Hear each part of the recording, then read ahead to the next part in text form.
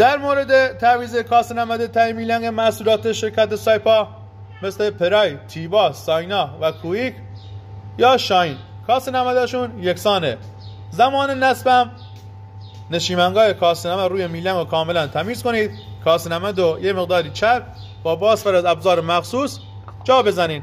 این ابزار مخصوص قیمت آنچنانی نداره ولی کارتون خیلی تمیز از آب در میاد. در مورد چسب زدنم زمانی که کاسه نمد خشک میشه از این لبه داخلی نشتی روغن داریم، نه این قسمت بیرونی. بعضی از همکارا میان این قسمت بیرونی رو کاملا چسب کاری میکنن که اصلا هیچ ربطی به نشتی از قسمت کاسه نمد نداره. یعنی شما این قسمت رو چسب بزنی اصلا فایده نداره. پس این نکته رو حتما توجه کنید، این قسمت رو اصلا چسب نزنید.